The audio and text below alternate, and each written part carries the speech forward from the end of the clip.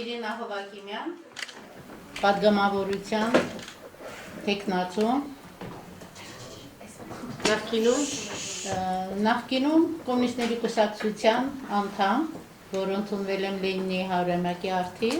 մինչև որս պահել եմ իմ կուսակցական տոմսը,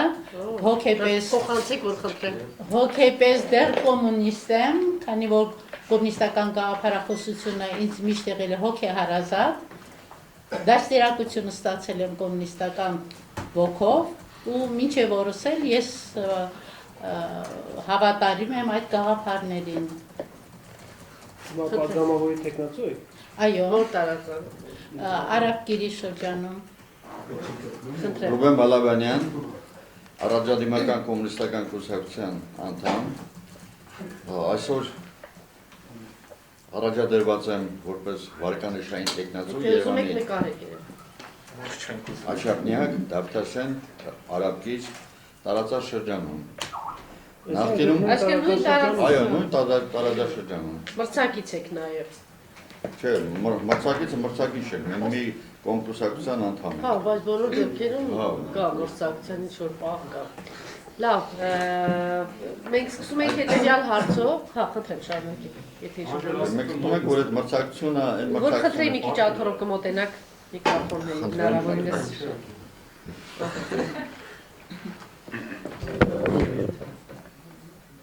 Խնդրեմ, ինչ-որ բան ավելացնում եք, թե անցնենք հարցերին։ Չէ, անցնենք հարցերի։ Ինչու եք անդավաճան մնացել կոմունիստական կուսակցությանը, ինչու եք որոշել ընտրություններին մասնակցել եւ ինչու պիտի ժողովուրդը ձեզ վստահի եւ ձայն տա, եթե գնա ընտրության։ Խնդրեմ այս հարցերին։ Հիմա ով պիտի պատասխան ես։ Այո։ Ես կարող եմ ասել, որ քիչ առաջ էլ ասացի, որ ես հոգեպես դասերակած եմ կոմունիստական ոգով, քանի որ կոմունիստական գաղափարախոսությունը դա մարդասիրական մի այնպիսի գաղափարներ էր քարոզում եւ իրագործում, որ հնարավոր չէր դրանից հեռանալ։ Այն ժամանակ մենք այնպիսի գաղափարախոսություններ ունեինք, ինչպիսին է սեր, հարգանք, օգնություն, նման տիպի բաներ ոչ մեկը չի ասում։ Հանրային սեփականության հավասարեցում, ազգերի միջև բարեկամություն, օգնություն, նման տիպի հարցեր։ Բացի դրանից իհարկե մենք ունենք տնտեսության հետ զարգացման հրաշալի մեթոդներ, հրաշալի միջոցներ, ինչպիսին է մենք այն ժամանակ երկրի հզորության համաբոլորս է գիտենք, որ տնտեսությունն է առաջնայինը, տնտեսության հիմնական օղակն էլ համարվում է արդյունաբերությունը, իսկ արդյունաբերության ներկա պայմաններում հիմնական ճյուղերից ես կարող եմ նշել ռազմական արդյունաբերությունը։ Քանի որ մենք ներկա պայմաններում գտնում ենք այնպիսի աշխարհագրական դիրքում, որ երկու կողմից էլ ունենք թշնամիներ, որոնք անընդհատ մեզ անհանգստացնում են։ Ուստի մենք պետք է զարգացնենք մեր ռազմական արդյունաբերությունը։ Դեռ Ղարաբաղյան տարիներին, Կրիմների տարիներին էլ մինչև որս էլ ես մասնակցել եմ այդ գործընթացներին, գիտական գործընթացներով, զենքի արտադրման եւ մինչեւ որս էլ հավատարիմ եմ այդ աշխատանքներին, ինքս գնդապետ եմ։ Համենայն դեպս ես մեծ ողջավորությամբ ցանկանում եմ մասնակցել ազգային ժողովի ընտրություններին տարածելու համար մեր գաղափարախոսությունը։ Քիչ պարզ դառնա գնդապետ ինչ հայ-ռուսական կազակական միավորման գնդապետ եմ։ Նաև ինչու համար դա ասեցի, որ ես հավատարիմ եմ իմ աշխատանքին, իմ մտածելակերպին, հայրենիքի պաշտպանման գործում միշտ պատրաստ եմ։ Եթե պետք է լի շարունակեմ։ Խնդրեմ։ Ուրեմն կոմունիստական կուսակցության անդամ եմ 23 տարեկանից։ Այդ տարիներին նաև եղել եմ կոմունիստական երիտասարդական միության, այսինքն կոմերտ միության աշխատել եմ կազմակերպությունում, եղել եմ ռայկոմի բյուրոյի անդամ, այնուհետև աշխատել եմ կոմերտ միության կենտկոմում, սկզբում որպես հրանգիչ, այնուհետև սեկտորի վարիչ, այնուհետև պրոպագանդայի բաժնի վարիչի տեղակալ։ Դրանից հետո տեղափոխվել եմ Սպանդերան շրջկոմ եւ աշխատել եմ որպես հրանգիչ։ Սպասարկել եմ վարչական Հանրապետության վարչական մարմինների կուսակցական կազմակերպություններին։ Ես ծնվել եմ Բամորի ընտանիքում եւ Բամորի ընտանիքում ծնված լինելով հանդերձ, առանց որևէ արգելքի, այդ տարիներին ես ընդունվել եմ Երևանի Պետական համալսարանի իրավաբանական ֆակուլտետը եւ սովորել եմ աշխատելու հետ մեկտեղ եւ այն ավարտել եմ 1967 թվականին։ Այսօր իրավաբանական կրթություն ստանալը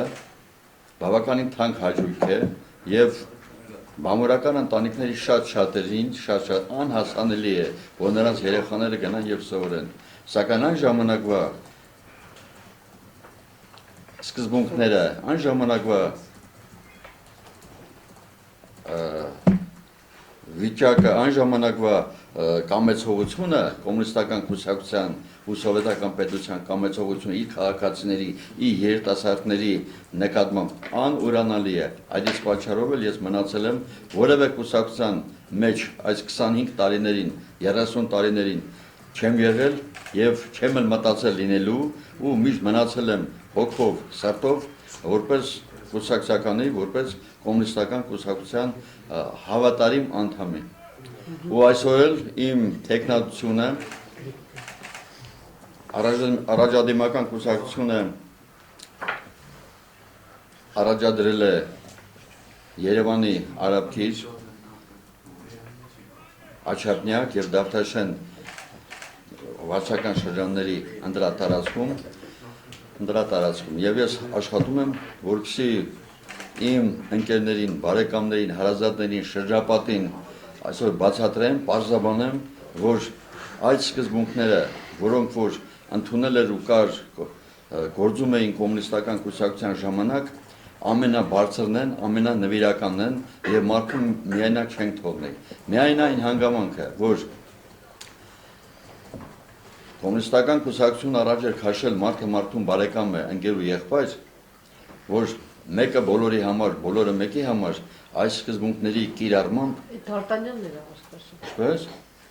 Դարտանյանն էր առաջ քաշում մեկը բոլորի բոլորը մեկը։ Չէ, կոմունիստական կուսակցության բարոյական կոդեքսի մեջ էր նշված։ Իսկ այսօր բուրժուական, այսօր մեր մոտ գործում է մի դեվիզ մարդուն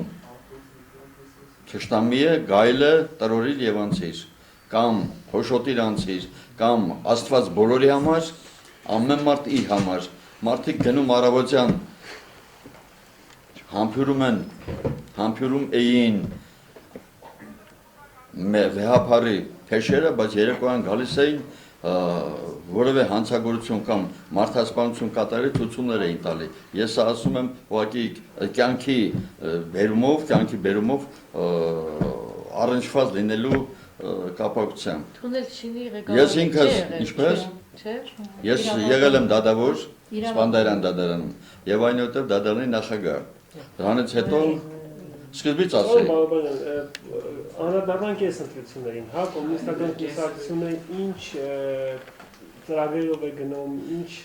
կոմունիստական կուսակցությունը գնում է այն ծրագրերով, որ շարունակությունը դուք եք ձեր հարցը ընչեցրեք, որ ներկայացիք ձեր կենսը։ Պատգամավոր բայց մի քանի կետեր եք նշում ռազմական արդյունաբերություն եք զարգացնում, բայց ես ցանկանում եմ լսել Ես էլի շատ բաներ ունեմ ասելու։ Ես հիմա ասեմ։ Հիմա ասեք ոնց եք խնդրեմ։ ոչ թե ինչ եք անել, այլ ոնց եք։ Բայց լավ հարց տվեց, այս վերջին հարցից սկսեք, էլի հիմնական մրցակից դուք ում եք տեսնում։ Սպասեք, ես միտքը վերջացրեմ, հետո մրցակիցների հետ խոսեմ։ Ես մրցակից մեր առաջադեմ կուսակցությունները, որոնք մեծ մասսայականություն ունեն ժողովրդի կողմից, հանրապետական կուսակցություն, Բարգավաճ Հայաստան կուսակցություն, ես այդ երկուսին եմ, որ առաջնային եմ համարում, ոչինչ չունեմ ասելու, բայց մենք մեր գաղափարախոսությամբ, որպես նոր կուսակցություն, որ պետք է մտնենք ազգային ժողով, մենք պետք է տանք մեր առաջարկությունները, գաղափարախոսությունները, ինքս լինելով գիտությունների դոկտոր, պրոֆեսոր, ամբողջ կյանքում աշխատել եմ գիտահետազոտական ինստիտուտում, գիտաարտադրական միավորումներում, ներկայումս չեն գործում ոչ մի գիտահետազոտական ինստիտուտներ եւ ոչ գիտաարտադրական միավորումներ, չեն աշխատում մեր հսկայական հայ էլեկտրոգործարանը, որ ուներ 11000 աշխատողներ, Նայրիտ գիտաարտադրական միավորումը, Նեյտրոն գիտաարտադրական միավորումը, որը համարվում էր սովետական միության ժամանակ, առաջին գլխավոր ձեռնարկությունը բարդ տեխնոլոգիական սարքավորումների արտադրման գործընթացներում այդ մեքենաները սարքավորումները դրանք հոսքային գծեր էին, ռոտորային համակարգեր էին, որոնք դեռ գիտության բնագավառում նորություն էր։ Հիմա եթե մերոնցից կամ ես ինքս լինեմ ազգային ժողովի անդամ, դեպուտատ, ես անպայման պետք է առաջ քաշեմ գիտական հիմնարկների, գիտատար թեմաների, գիտատար աշխատանքների առաջ խաղացման գործընթացները։ Ես կցանկանայի, որ վերականգնվեր այդ գիտահետազոտական ինստիտուտները,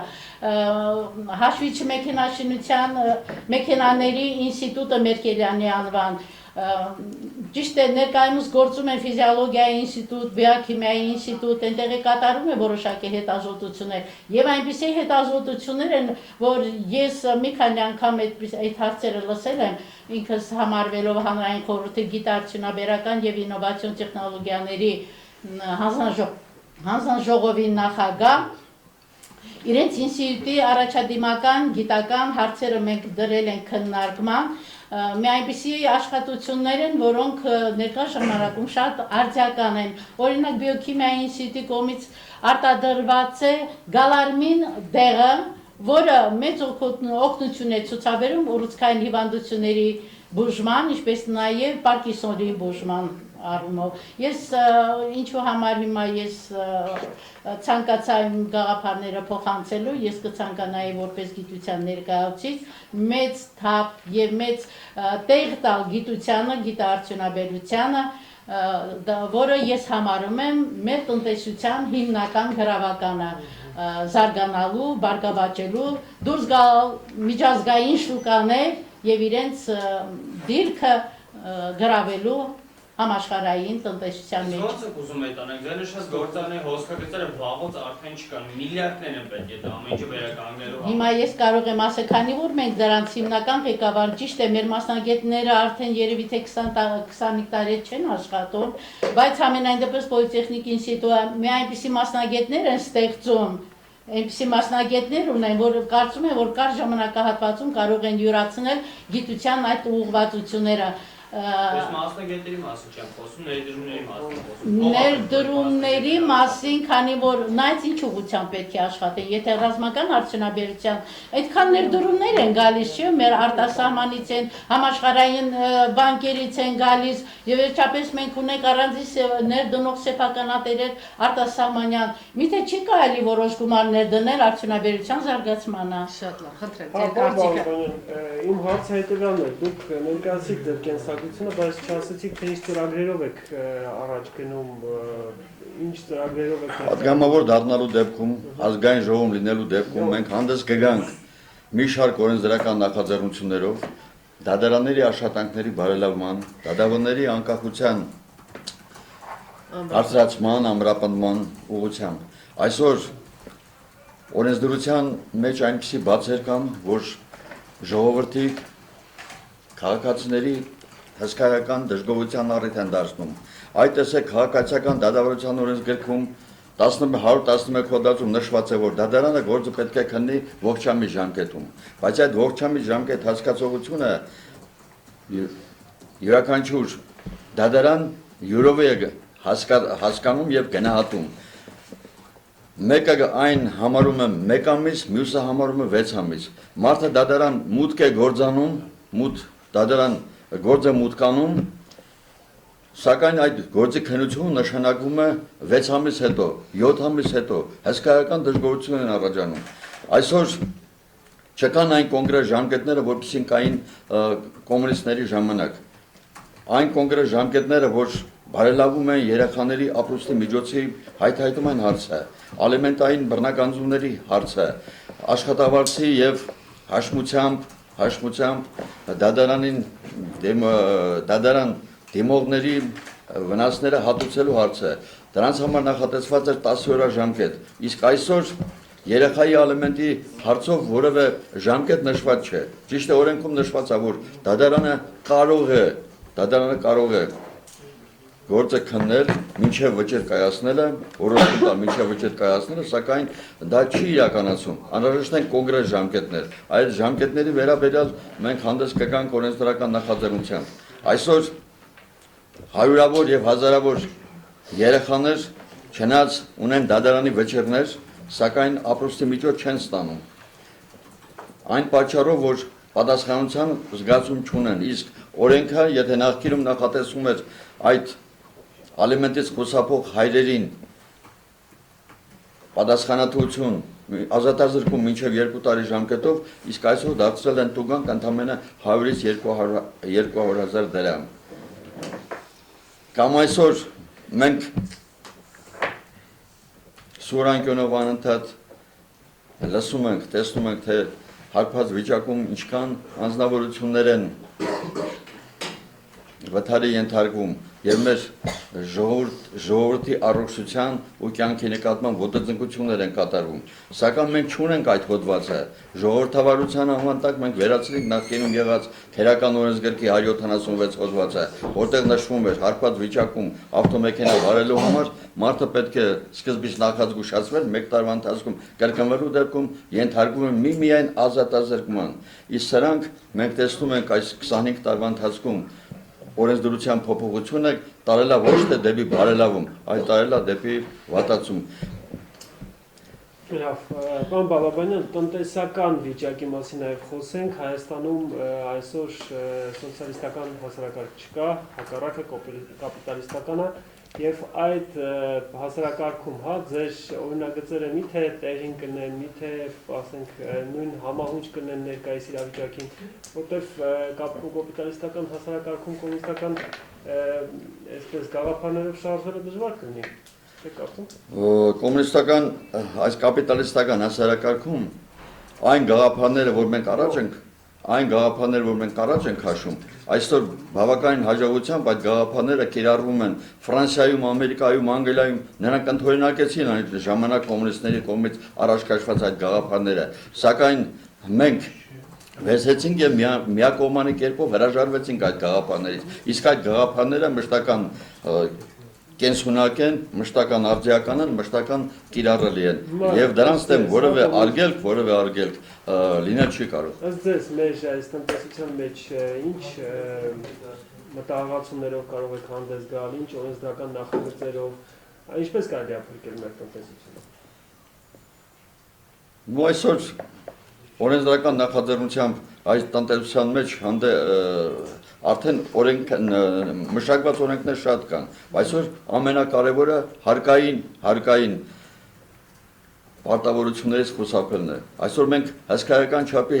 սֆերային տնտեսություններ ունենք, որոնք հարկ չեն վճարում, որոնք իրենց աշխատանքի լուման չեն դնում պետության տրամադրության տակ, պետական բյուջե։ Իսկ դրա դիմաց ես մի փոքր առաջ ասացի, որ պետք է բարելավել դատարանների աշխատանքը, կազմակերպական աշխատանքը, ինչպես նաև օրենքների անշեղք կիրառման ուղղությամբ տարվող աշխատանքը։ Այսօր մենք հանդիպում ենք այնպիսի դեպքերի, որ առանց որևէ պատճառի չի կիրառվում օրենքի պահանջը եւ պետությունից նախկինում բնակարան ստացած անձնավորությունները էլի ձգտում են եւ ձգտել են ու ձգտում են երկրորդ անգամ ստանալ, իսկ առանձին դատարաններ դրան ընթացք են տալի եւ այսօր պետությանը պատճառում են յուրաքանչյուր ընտանիքի դեպքում 60-ից 80 միլիոն դրամի վնասներ։ Կարելի է սեփականաշնորհման վերաբերյալ որոշ բաներ ասել, որովհետև դա էլ իմ ծրագրի մեջ է դրված։ Միանգամից պատասխան։ Հարցս վերաբերում է դրան, որ կոնկուրսի ցուցակը աննախադեպ էր գործազուրկների եւ թոշակառու պատգամավորի տեխնացուների քանակով, ինչ խնդիր եք լուծում հարյուրավոր թոշակառուների եւ գործազուրկների ազգային ժողով տանելով։ Գիտեք ինչ, հիմնական հարցը գործազուրկների, հենց արդյունաբերական ձեռնարկությունների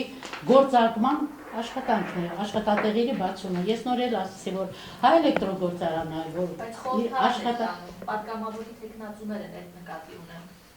այսինքն Ինչ խնդիր եք լուծում։ Ասում եմ, որ ձեր ցուցակի հիմնական մարդիկ թոշակառուներ են։ իսկ ով ասաց, թե միայն թոշակառուներ են, միայն թոշակառուներ չեն, եւ վերջապես եկեք այսպես ավելի հարցին ավելի ճիշտ մոտենանք։ Թրամփը որ դարավ Ամերիկայի Միացյալ Նահանգների պրեզիդենտ, շատ ներողություն, այդ տարիքում, հիմա ազգային ժողով մտնելը այդ տարիքի մարդկանց համար, այդ ինչ մի մեծ խնդրեմ է, շատ ներեցեք։ Բոլորն են գիտակից մարդիկ են, գիտեն մտածել, գիտեն խոսել, գիտեն աշխատել, գիտեն օգնել մյուսներին։ Դա կարծում եմ, որ այնքան էլ մեծ դժվարություններ չեն, եւ վերջապես ժամանակի ընթացքում մենք սերունդ պետք է դասերակենք փոխարինելու համար մեր ներկայիս սերունդներին։ Եվ վերջապես մեր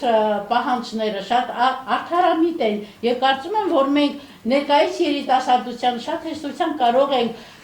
հավատացնել, ընդգրկել մեր շրջաններում, որպեսզի նրանք կարողանան փոխարինել մեզ։ Թրամփը միլիարդատեր էր, բայց ձեր մոտ թոշակառուներ են, տիկին։ Ձեր կարծիքով Թրամփը թոշակառու չէ, նա 70-ան Այս միլիարդատերը մի քիչ տարբերությամբ միլիարդատեր թոշակառու։ Բայց ուղեղը աշխատում է, գիտեք, մեր գաղափարախոսությունը, կոմունիստների գաղափարախոսությունը, դա սեփականաշնորհման ժամանակ իրենք չփորձեցին անդամ դառնալ այդ սեփականացված սակաբաններին, տնտեսության օբյեկտներին, որովհետև մեր գաղափարախոսության մեջ չկար հանրային սեփականությունը վերցնել, գրավել, սեփականաշնորհել։ Մենք մտածել ենք ազնիվ գաղափարներով, ինչ մեր ընտանիքում ես էլ գիտությունների դոկտոր եմ, պրոֆեսոր, ամուսինս էլ նույն վիճակով։ Մենք կարող ենք շատ հանգիստ ինչ որ մի բան սեփականաշնորհենք, բայց մենք մեզ նման բան թույլ չտվեցինք։ Մեր դաստիարակությունը, մեր գաղափարախոսությունը այդպիսի բան մեզ թույլ չէր տա։ Հիմա ուրիշ բան է, ժամանակը փոխվել է, մարդկանց մտածելակերպը փոխվել է։ 90-ական թվականներին բոլորը գիտեք, որ մասսայական սեփականաշնորհման աշխատանքներ գնացին եւ գործարանները, եւ կառույցները, շենքերը, շինությունները, նույնիսկ մանկապարտեզները գնացին։ Մի մասը թալանվեց, վաճառվեցին արտասահմանին, մյուս մասը դռները փակեց, մինչև որս էլ այսպես փակված մնացին, սարքեր, սարքավորումներ, հիմնական հզորությունները երևի թե ժանգոտվեցին, փչացան եւ այլն։ Հիմա ես ինչ կխնդրեի, որ նախկինում սեփականաշնորհված այդ սարքերն ու սարքավորումները, այդ օբյեկտները, որոնք կան ու դեռ չեն գործում, նորից ապա սեփականաշնորհեն, այսինքն ազգայնացվեն։ Վերջին Եվ հարցը։ մի հարց էլ ներողություն կուզենայի ասեի, ես եթե մտնեի խորհրդարան, անպայման սեփականաշնորհման այդ կանոնադրությունը մշակելիս ես կառաջարկեի իմ թեզը, այսինքն ես կառաջարկեի սեփականաշնորհված այդ կառույցները, եթե մինչև 3 տարին չեն գործարկվում, նորից ազգայնացվեն։ Եվ այսպես մի խնդրում մեկ բառով ուղղակի կարող եք հարցի պատասխանել, այսօր բոլոր կուսակցությունները շատ առաջ են տանում իրենց երիտասարդները, ձեր կուսակցությունը տեխնացուների ցույցի մեջ, ամեն երիտասարդը քանի տարեկան է։ Գիտեք, ինչ մեր մոտ միջինը երևի թե 45 ամենը երիտասարդը ընդհանրապես մեկ տիպ, ասեք ուղղակի։ որ ասեմ դպրոցականներն է 17 տարեկան։ 17 տարեկան։ Ես պատգամավորում թեքնացու։ Չէ, պատգամավոր ոչ, բայց ունենք մեր համախոհներ ունենք, բաններ, դպրոցականներ, մեծ պարտիա։ Տեխնացուների մեջ ամենը երիտասարդը քանի տարեկան է։ Ամենաերիտասարդը երևի թե 35 տարեկան։ Շնորհակալություն, ընտրություններում ձեզ հաջողություն։ Շնորհակալություն։